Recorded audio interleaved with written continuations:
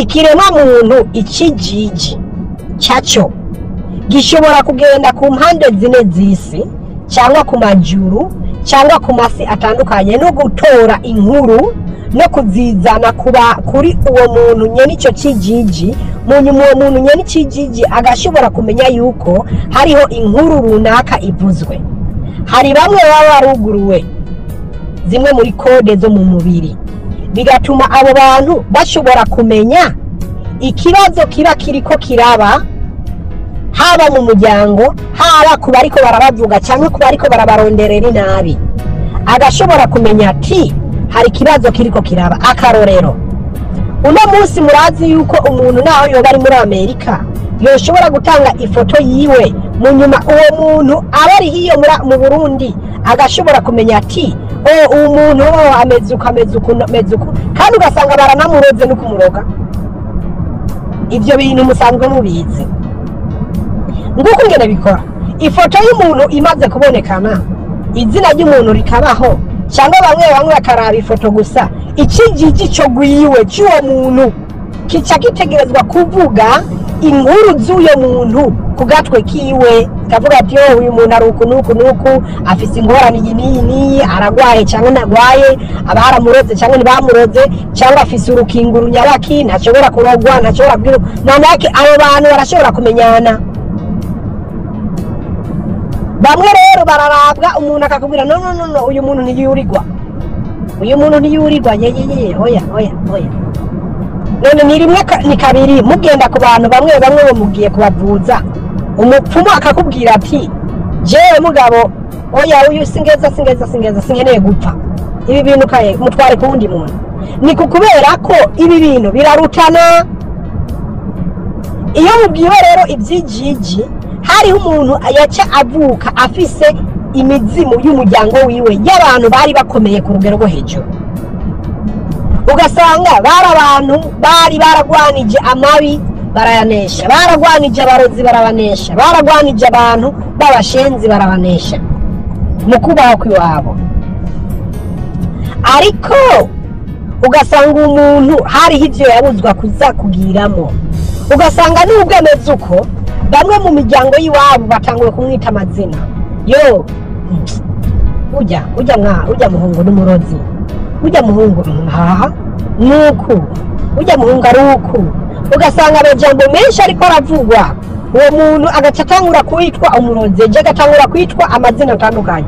Kumbe we ubwiwe nawo niyizi nibiri muri we, kukubera iki ntararonderera aho ashobora kumenyera mu by'ukuri ikiri muri we mu buryo bwo kumufasha kubaho. Cyangwa igituma meruko mu bazungu, iyo ubonekanye ko ufise ibintu runaka biboneka nk'uko umengo yani birafise ikintu, barakurondera ko ubumenyi mbere ukagomba gutezwa imbere kugira ngo wishikane uko kucyo ushaka. Naco gituma ibyino mugiye kuri American Got Talent mubona ivy'amarozi bikogwa hajya, webwe ubwanyu mugatangura kuvuga none gaye bakabinibikini abiriya. Kumbe bobo ibyo bintu byo utazi gukora wewe kuribona ingabire y'umuntu runaka ireka ibandanye, none agukoreye iki wewe? Ica gukojeje nibiki? Iminsi mikuru yo kwibuka bapfuye nga Halloween irakogwa, mbega bamwe mu Barundi ntibasigaye bayikora, none baba ariko baribuka abapfuye biwabo. Ikibazo nico, umurundi yanga gukora byo guye ngo bo mutwenga, umurundi yanga gukora byo guye ngo bambanje ngo bagiye mu byo barozi, ariko byo abazungu bije ku meza nukora kabikora. Ugate ukimvira none umuntu yagize gute? Ni colonization.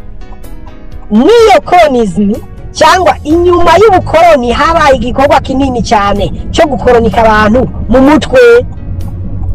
Ariko umuntu kaje ngaho ngo nakeneye impwemu ya Mose. Nani impwemu ya Mose ni iki? Umuzimu wa Mose. Ghost ni iki? Ghost si umuzimu. Nani vuzenye ngo God give me the ghost of Moses. Uvuze iki? Ubusabye umuzimu wa Mose. Ariko muca mubwirwa muti iki kijiji cy'umuntu gifise amabara ndwi nk'umunywa amazi, ariko amabara mwibuke arahindagurika akaba ibihumbi 72. Aya mabara amwe mu babi barashobora kuyonona, niko kwa konona kazoza ku muntu. Akarora abona harimo abantu bazinduka ugasanga baciwe indasago bamwe bamwe umuntu kugira ngo ibyiwe bishobore kumenyekana nuko ategeza kumenya ati bazinciye igihe yabimenye nyene ubwiwe siyo lazima ngo amenye ngo umunsi no uwo mwanya biboneye ko yari yambaye gute inkuru ziwe zirashobora kuca zisoma umuntu yatwaye ibintu kubera iki harimo abantu nabo kongerezwa amacupa ibihumbi 40 vy'amaraso inyuma y'indwi bigenda kubera iki ibi byose bikorwa birashobora gukorwa n'ababi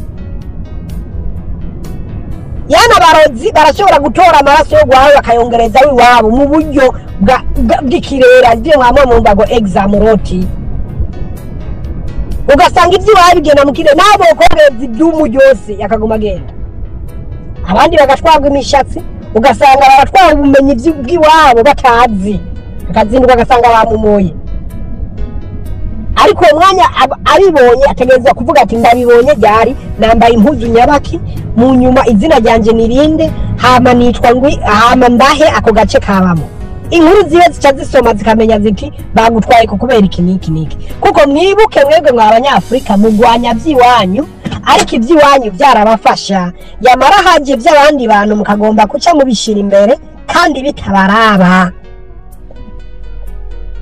ni naco gituma muza mubwirwa muti nimutakwitahura mu byiwanyu nimuzokwigera mwimenya mu by'abandi